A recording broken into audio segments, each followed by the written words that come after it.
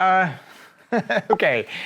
Am I missing something here? I mean, am I the only one out there that is looking at these new AI features of the Canon R5 Mark II and legitimately wondering, all marketing gimmickry aside, how does this AI in-camera post-production processes that they're trying to introduce in the Canon R5 Mark II, how does it actually translate into anything closely resemble practical, professional use for people who make a living with their cameras? Oh, hey, and do me a favor, if you find this video in any shape useful, or you want to learn more about the R5 Mark II, the R5, or the R5C, go ahead and hit that like and subscribe button. It is really hard to keep a YouTube channel going these days, and your subscriptions are the only thing to keep this channel going. Now, I'm not trying to be snarky here. I'm not trying to make a flame video. This is a legitimate question I've had. I'm getting my R5 II next week, about a week or so, and I've been studying up on it, and the more and more I study about all the features of the camera, there's a lot of stuff I'm really excited about, but this AI in-camera processing, I just don't get it. And I do think it is important to also make sure that I separate what I would consider the two main areas of AI in the R5 Mark II. The first is the AI systems at play in the autofocus area of the camera. Now, this is not something I would ever have a problem with, because this is really exciting. And I think these are going to be extremely professionally applicable, especially when you look at like the action priority and things like that. That's a really exciting aspect. What I want to focus on today is, for some reasons, Canon's reasoning to putting AI post-production of your images inside the camera itself. Now, I think it is important to understand, like, part of why my confusion here for the Canon R5 Mark II having this stuff comes from. And that is, if you're looking at the Canon R5 Mark II, this is not a prosumer camera for the casual hobbyist or like weekend warrior. I would understand that a lot better if this is like an R10 or an R8 or something like that. But I just can't see how any of these AI post-production processes inside the camera, I don't really see how that makes any sense for professionals like us that take hundreds or thousands of pictures on any given shoot.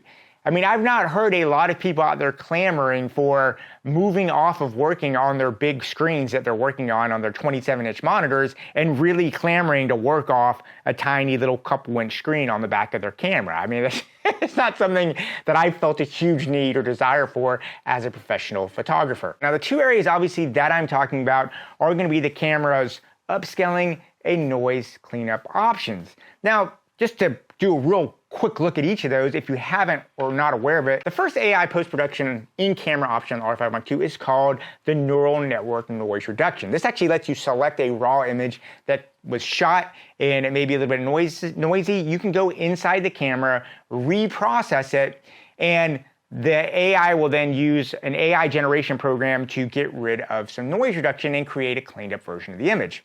Now, in theory, this is great. Let's be honest. We all want cleaner, low-light images. I don't think any of us are looking for more noise in our images.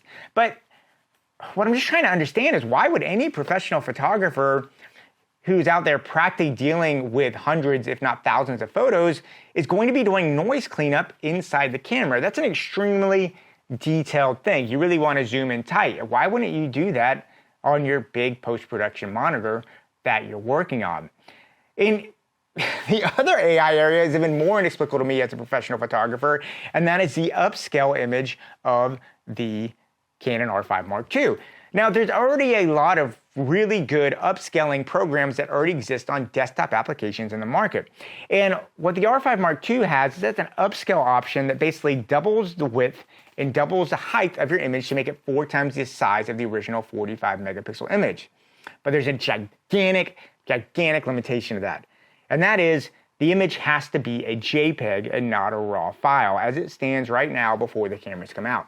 Now, this, as a professional shooter, makes absolutely no sense to me why it can't use a RAW file to do that. Because if you're in a situation where you need to deliver to a client a 140 megapixel image, you're going to be a professional shooter.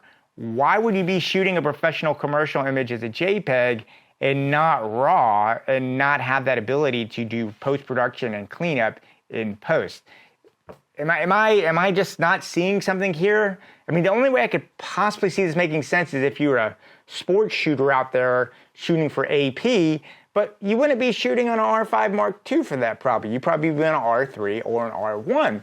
So all of this just kind of makes me feel kind of baffled. And that's why I wanted to bring it up to you. I don't want to be negative about this, but I just don't quite understand it. And I was kind of hoping maybe someone out there could point out something I'm missing, or is this just a gimmick that Canon has? Or is this a situation where I think Canon's going to be introducing this in the lower line cameras downstream, and they just want to make sure they have it in the R5 Mark II so it doesn't look like it's missing out? But this is something that's actually not designed for the R5 Mark II in practicality, but it is designed for the lower end cameras that will be coming out in the future, which kind of makes sense.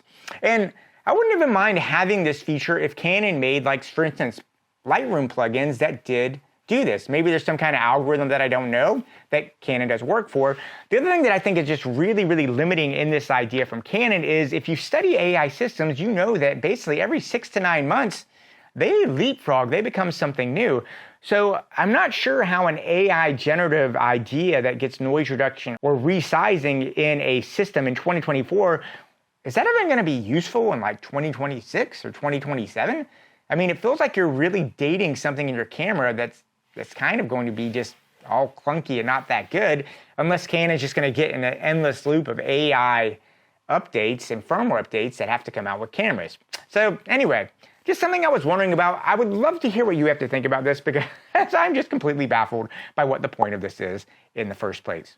Anyway, go ahead and leave me notes and comments down below. Yeah, go out there, keep on shooting, and yeah, I'll talk to you soon.